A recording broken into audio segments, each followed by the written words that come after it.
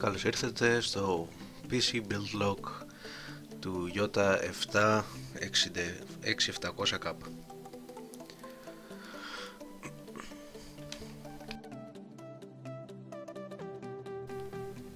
Ξεκινάμε με μια παρουσίαση των υλικών που θα χρησιμοποιήσουμε. Είναι ένα Z170 motherboard της Asus, μια Seidon 120V, ένα Samsung 850 σκληρός δίσκος, RAM 16GB, ένα Silencio 550 κουτί, ένα τροφοδοτικό Corsair 550 και ο 6700K. Ξεκινάμε με ένα unboxing της μητρικής. Εδώ βλέπουμε ότι μέσα στο κουτί βρίσκονται SATA καλώδια, η μητρική ίδια, ένα IO shield, το user manual και ένα CD installation disk.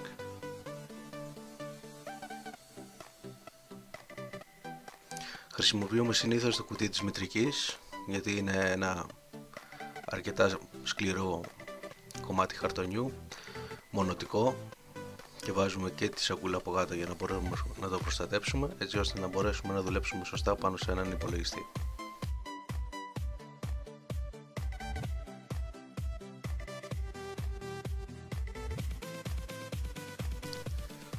Πάντα κοιτάμε μέσα στο κουτί ότι έχουμε όλα τα απαραίτητα εξαρτήματα.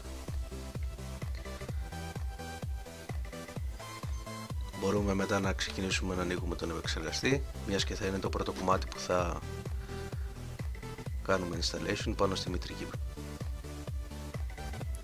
Πάντα με προσοχή, μιας και ο συγκεκριμένος επεξεργαστής είναι πανάκριβος.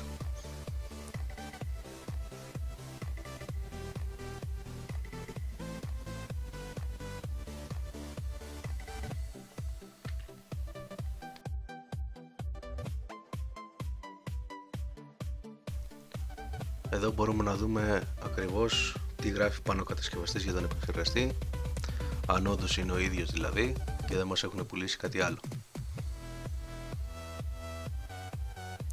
Ξεκινάμε και βλέπουμε πως ανοίγει το socket. Στη συγκεκριμένη περίπτωση είναι ένα σαν standoff για το socket, δεν είναι τα διπλά δηλαδή όπως είναι τα 1099, είναι το μονό.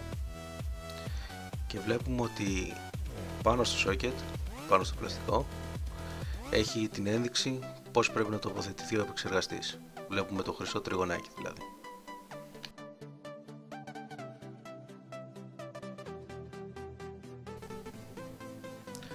Το τοποθετούμε μία και έξω χωρίς να το κουνήσουμε αριστερά-δεξιά, κατευθείαν από πάνω.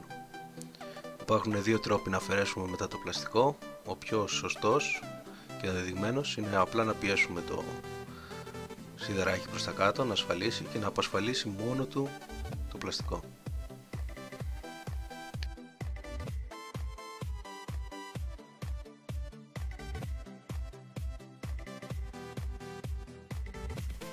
Έπειτα μπορούμε να ξεκινήσουμε να τοποθετούμε τις RAM, οι οποίες είναι low profile και δεν θα μας δυσκολέψουν καθόλου στην τοποθέτηση της ψύκτρας, έστω και αν είναι μεγάλη ή απλά μια μεσαίου τύπου.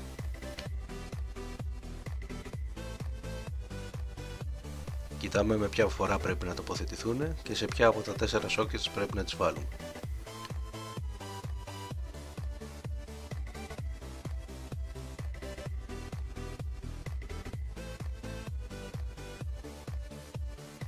Εδώ βλέπουμε ότι χωρίζονται τα sockets σε α1, β1, α2 και β2. Εμείς επιλέξαμε να τοποθετήσουμε στο α1, β1, έτσι ώστε να δουλεύουν σε dual channel.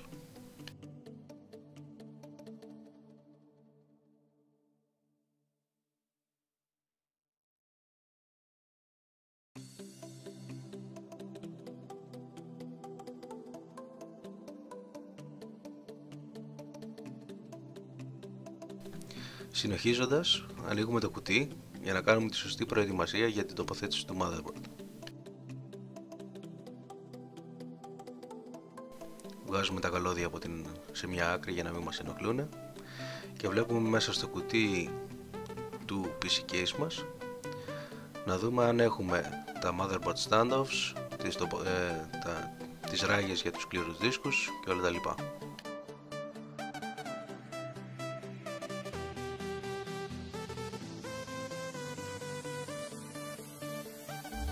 Το συγκεκριμένο κουτί μας έρχεται και με tie wraps για cable management και εδώ βλέπουμε τα motherboard standoff.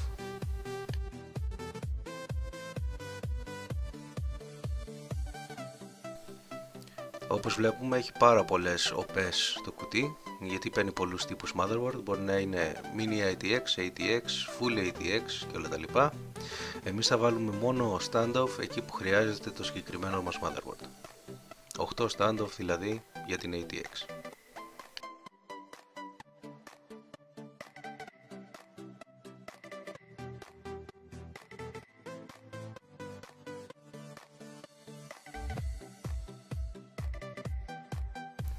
Πίσω στο κουτί κάνουμε την τοποθέτηση της ψύκτρας του επεξεργαστή, μιας και θα μας είναι πιο εύκολο και προσβάσιμο τώρα που βρίσκεται η μητρική εκτός του κουτιού. Χρησιμοποιούμε μια λευκή πετσέτα έτσι ώστε να μην γρατζουνίσουμε απολύτως τίποτα και να φαίνονται και καλύτερα οι βίδες.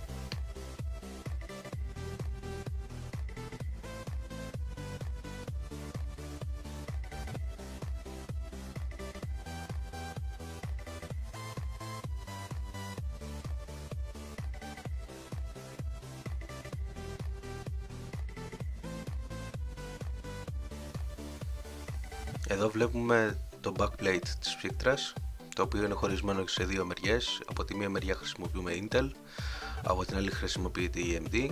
Το socket μας είναι Intel και ο επεξεργαστής το ίδιο, συνεπώς θα το τοποθετήσουμε με τη μεριά της Intel.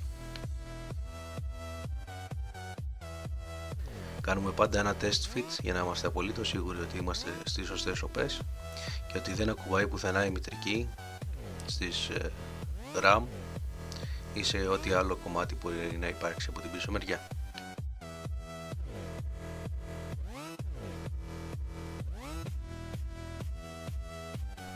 Αυτές είναι οι βήθες τοποθέτησης, οι οποίες δεν βιδώνονται, απλά έχουν μια ασφάλεια από πάνω, ένα καπάκι μαύρο που βλέπουμε εδώ και είναι ασφαλισμένες πάνω στο standoff.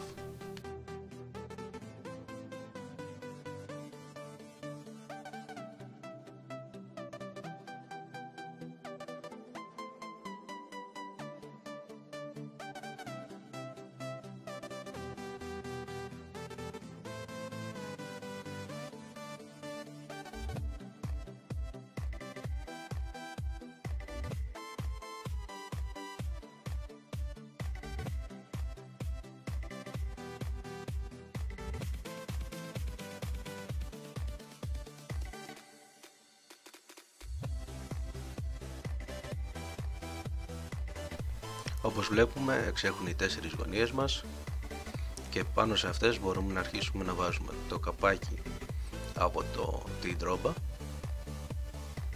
μέχρι να κάνει το κλικ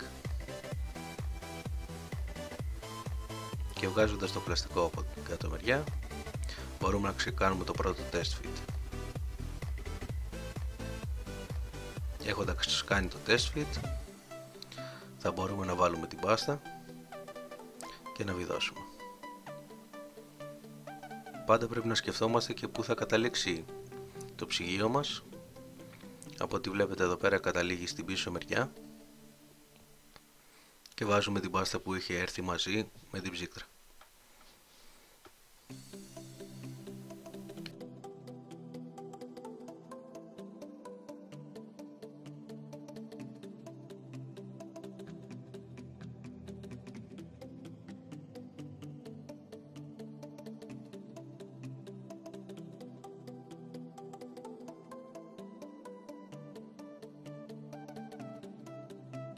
Ενδεδειγμένος τρόπος για το συγκεκριμένο chipset είναι αυτός, δηλαδή μια λωρίδα και όχι κουκίδα. Στη συνέχεια τοποθετούμε την τρόμπα πάνω στον επεξεργαστή και τον βιδώνουμε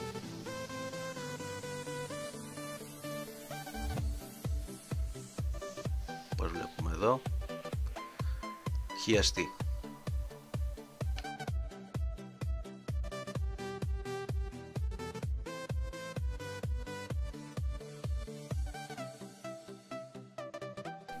Έχοντας τοποθετήσει σωστά την ψύκτρα, μπορούμε μετά να πάρουμε τα δύο καλώδια που βγαίνουν από αυτήν, το ένα στον ανεμιστήρα, το άλλο για να δώσουμε ρεύμα στην τρόπα. Εδώ έχουμε το I/O Shield. Είναι συγκεκριμένο για το κάθε motherboard και το βάζουμε πριν την τοποθέτηση του motherboard μέσα στο κουτί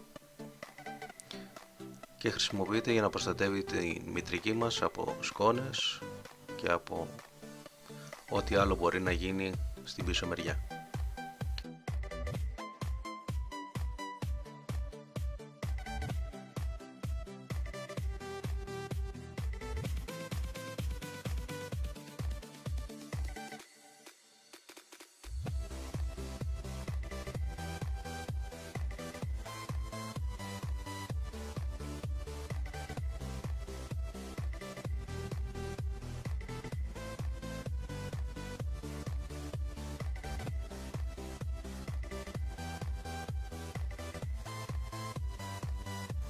Εδώ αρχίζουμε και βιδώνουμε το ψυγείο μαζί με τον ανεμιστήρα πάνω στο κουτί. Ό,τι και να έχουμε βιδώσει μέσα στο κουτί έχει γίνει χιαστή για να μπορέσει έτσι να μην έχει κενά πουθενά και να έχουν βιδωθεί σωστά όλα τα πράγματα.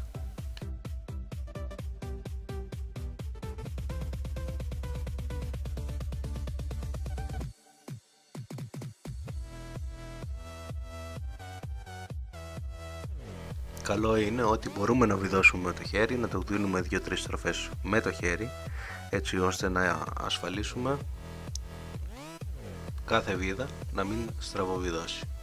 Ισχύει και για το motherboard και για τις ανεμιστηράκια και για όλα τα υπόλοιπα.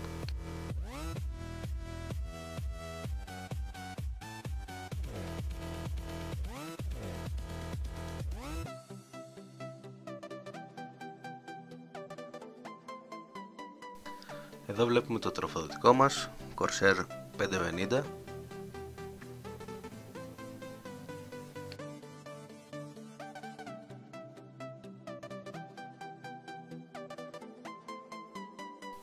Μαζί με τα ελαστικά που μας προσφέρει το κουτί, έτσι ώστε να μειώσει τον θόρυβο λόγω του τροφοδοτικού.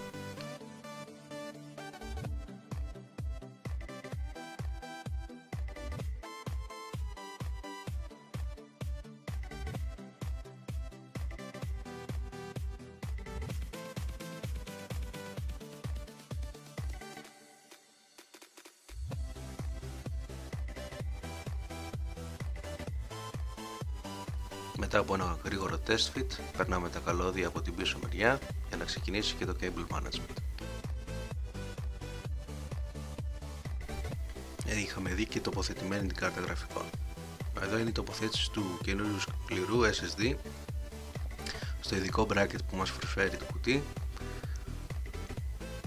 Γίνεται με 4 βίδες και έχει slip and slide μηχανισμό. Όπως βλέπουμε και εδώ, όλες οι βίδες πρώτα με το χέρι, μετά με κατσαβίδι.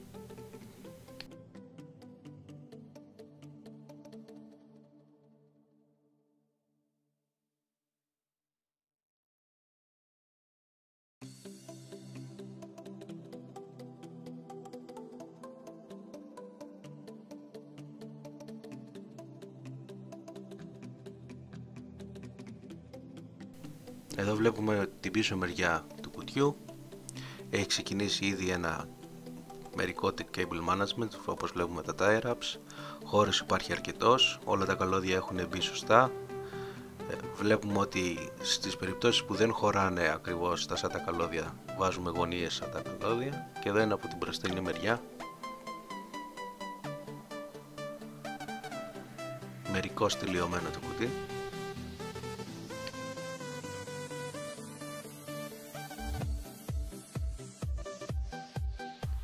Και εδώ είναι το πρώτο του boot. Βλέπουμε ότι όλοι οι ανεμιστήρες λειτουργούν σωστά. Όλα τα κομμάτια, όλα τα υλικά έχουν πάρει το σωστό ρεύμα. Και καταλήγει στο πρώτο BIOS post. προβλέπουμε θερμοκρασίες.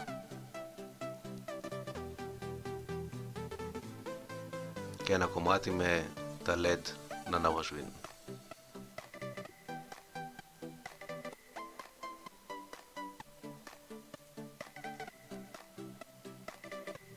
Ευχαριστώ που παρακολουθήσατε το βίντεο.